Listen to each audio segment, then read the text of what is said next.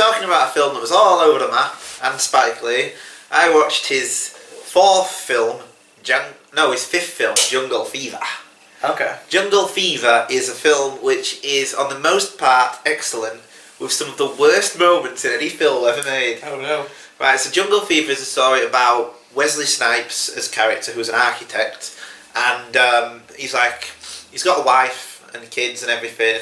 Well, a wife and a kid, and he's like a semi-successful architect, and one day he decides to have an impulsive affair with his Italian secretary. Okay.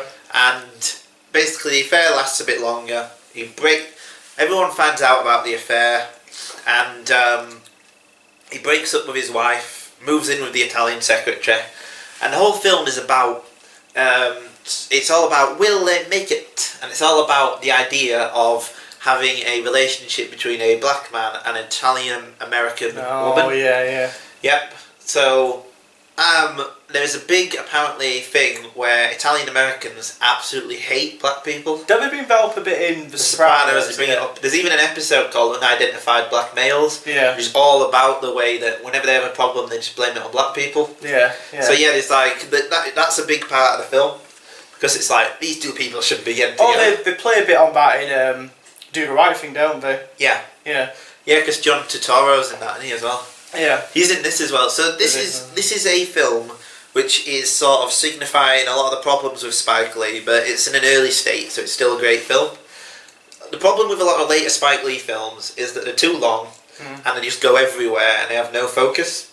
Well, I think it's like 25th Hour when I think about. I think that's a good film, but I agree that it's sort of it's a good meandering. Film. Yeah, meandering and yeah. It's very overrated. It's not like AV Club call it the second best film of the decade. And no way. No, but it's like just seen as an absolute masterpiece. It's all right. It's all right. I might enjoy it again when I watch it again, but I watched it very recently, and well, I say it very recently, about a year ago. Yeah. And I know I just felt that the 9/11 stuff was tacked on. Yeah. Like a lot of people say, well, no, it's actually an integral part of the movie. Yeah. And I was like, yeah. No. Not really. But yeah, so that's the problem with most Spike Lee films. Yeah. It's not with Crooklyn or Do the Right Thing, or because they're focused. Well, Do the Right Thing even's a bit like that. It's rambling, but there's like a construction to it. Because it's all set on a day, and it's Yeah. all towards that riot. It's working. Spoiler: if you didn't know, Do the Right Thing ends in a riot. Yeah. Now, like, Do the Right Thing is kind of rambling a bit all over the place, but yeah, it is working towards something. Yeah. Yeah. This is a film where there's so many subplots, and it's so many. This is the problem. The subplots are more entertaining than the main plot. The two, Wesley Snipes and Annabella, I can't remember her name. Apparently it was going to be played by Marissa Tomei, but she stepped out at like the last minute. They're both great actors in it, and they're both good, but they don't have much chemistry. No. And the scenes where they're together sort of drag. They have like, it begins where they're quite passionate, and then they sort of go like away from each other, and then that's sort of pretty boring. But there's great moments in this. Like Samuel Jackson's in it, and this was apparently his breakout role. He plays a drug addict called Flipper. Yeah, they've got weird names. Oh, this is pretty bad. Yes, so it's all about a film about sort of interracial relationships. Get on to the main character's last name is White. Purify. Yes, and his dad is Reverend Purify. Oh my god. Yes, so he's not gone for subtlety in his names as Spike Lee. Mr. Lee. No. So the bits around it, but Samuel Jackson, he plays a drug addict, and apparently he finished this film 10 days or something after he came out of rehab. Oh yeah. And there's no like makeup on. He looks an absolute mess. Really? Like, yeah. Oh my god. He's sweaty, and sort of his eyes are a bit bulgy, and his like hair is sort of in weird places. And so he doesn't look like Nick Fury in The Avengers? No, he looks an absolute mess. He's got like balding hair, but it's in little bits. And he looks like, because I didn't even know that Samuel Jackson apparently was like a heroin addict. Really? Well, crack I think it was. Wanted like a really heavy drug, right? And he was like, just like, up until this film, he was sort of a bit of a mess, and like apparently he was quite he was heavily into drugs, and he filmed this film right after quitting. Oh so didn't need a lot of makeup and stuff. He just was like, and he's absolutely stunning in the film. It's one of the best sort of supporting performances probably of all time. He's only in it for about 20 minutes, but he's so alive, and he's so great in the film. that like it almost feels like he dominates the film thinking back, because his bits are by far the most prominent and they're easily the best part of the film. Because what happens is, it's really weird. The main Wesley Snipes' character, whose name I can't remember, his brother's he's called Flipper, Wesley Snipes, and Samuel L. Jackson's called Gator. And Flipper goes to his parents' house like every now and then, and that's to get sort of what the older generation thinks about interracial relationships.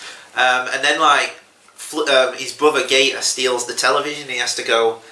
Easily the best part of the film is sort of like this sort of maybe 5-10 minute sequence where Flipper has to go save Gator, and Gator's in like this crack den, and like he goes into like this horrible, but really he goes into like a giant warehouse type of thing with no but crack addicts in it, and it's like this horrible hellish atmosphere, and it's just an absolutely amazing sequence.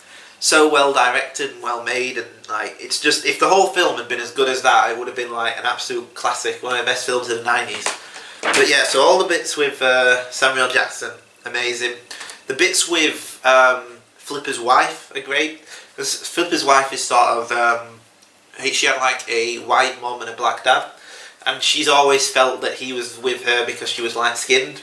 So then there's like a great moment where they have like a fight at her office.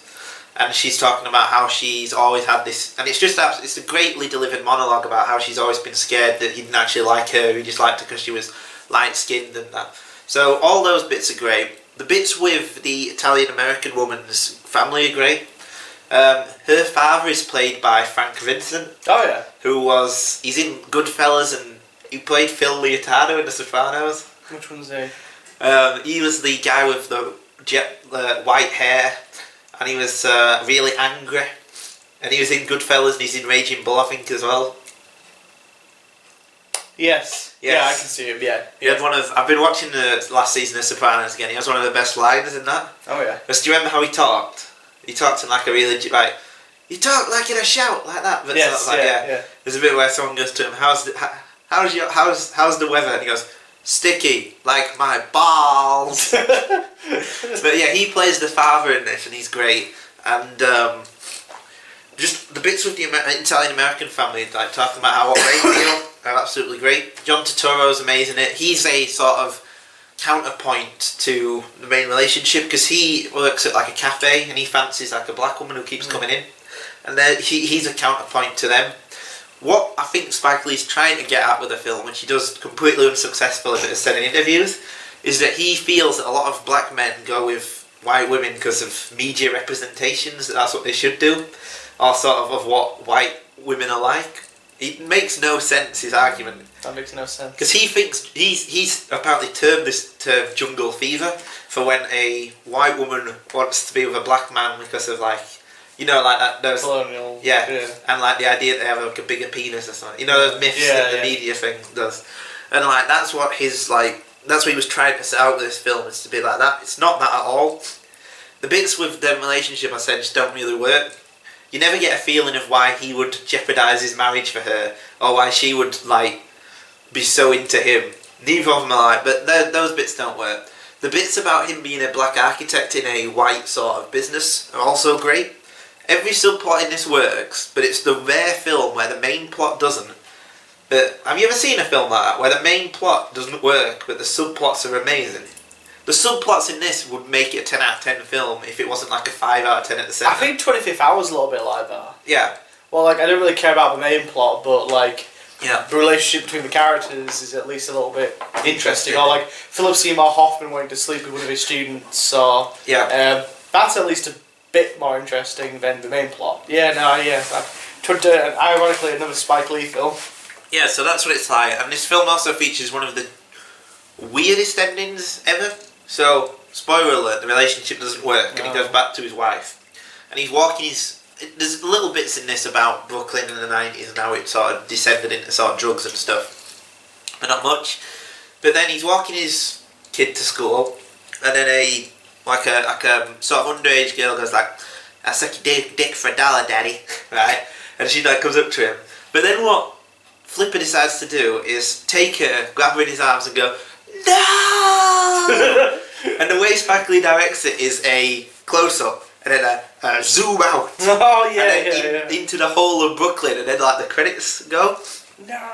And he goes like, no! Into the camera. It's like McBain or something. You know that joke in The Simpsons? It's like that. Yeah. Why would you end a film like this, which is sort of a great, like, some sort of comedy drama, with the most ludicrous action film kind of cliche ever? No! Screaming at the camera and like that. It's obviously meant to be about how he's sort of upset about the way Brooklyn's going and all this crap, but yeah. No!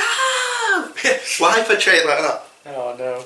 And it also has one of the most sort of distracting, out of place scores of all time. Oh yeah. The score's by Stevie Wonder, right? And the song itself, Jungle Fever, is great. You got fever. Yeah, I think it's become a hit in its own right. Isn't Jungle Fever in is it in Pulp Fiction? What? Oh, that's Jungle Boogie. Jungle Boogie, yeah. No, so the songs are good, but they make no sense where they are in the film. Yeah. So there's a bit where she comes home and her father's realised that she's dating a black man, and he batters her with a belt, and it's a really serious, intense. It's a great scene, great directed, it's powerful, and he's like, you know, this belt. So for some reason, the Stevie Wonder score, which I'm not going to blame Stevie Wonder, because he couldn't see what was on the screen. How could he score a film? And I'm not going to blame, but the blame is completely with Spike Lee. I'm assuming the way they would have done it would have Spike Lee would have described the plot, and he would have written songs that were vaguely related. I imagine. If you were there, like when Jungle Fever was made, and I was wrong, post a comment. Or if you Spike Lee and Stevie Wonder watching / listening to this video, then you can tell us. Yeah, but Stevie, yes. So in this scene of abuse, there's a song on the top that's like, and only two becomes one. Oh, no. Like a soul ballad, and like the song. You know what? I have actually heard about this. I have heard it is one of the most distracting soundtracks of all time. It does ring a bell somewhere. Yes. Like an inappropriate Stevie Wonder soundtrack. Yeah, I don't know, it was this film. Yeah, very inappropriate soundtrack. But Jungle Fever is, I would recommend it because it's got so many. Just watch it just for Samuel L. Jackson. He's amazing in the film. He's a different Samuel Jackson to the semi-joke that he is now. No Nick Fury. When was the last time he was in a good film that wasn't the Avengers, like an actual good? Or like any of the Marvel films. Yeah. So when was a film when he didn't play a cartoon character? See, it's been ages since like. I suppose Django Unchained. But actually is a cartoon. Oh yeah. But he is, I think, one of the better elements of Django Unchained. Yeah. I do quite enjoy his performance. He's a great actor and he's great in things. It's just sad that he doesn't, play these roles anymore. So Samuel L. Jackson, I think, is good at like shouting. He's great though. He's great in this where he plays the opposite.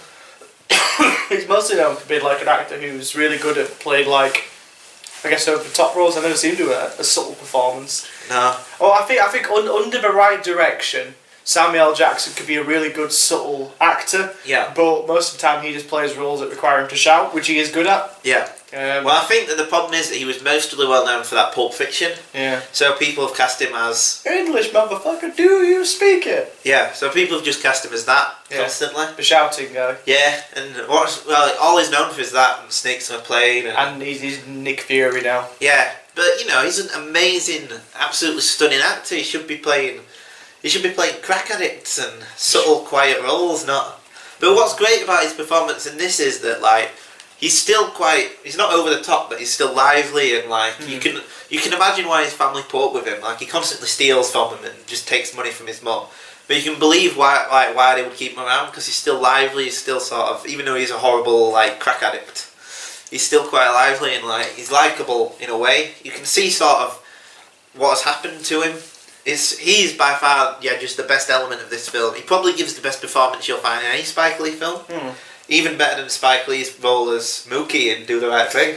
Oh. Or Spike Lee's role in... But Spike Lee is in this film as well. As sort of a... he just plays his mate. He's in almost all of his films, I think. All the films where he cares. He's not an old boy, but yeah. Do the Right... not Do the Right Thing. Jungle Fever is a complete and utter mess.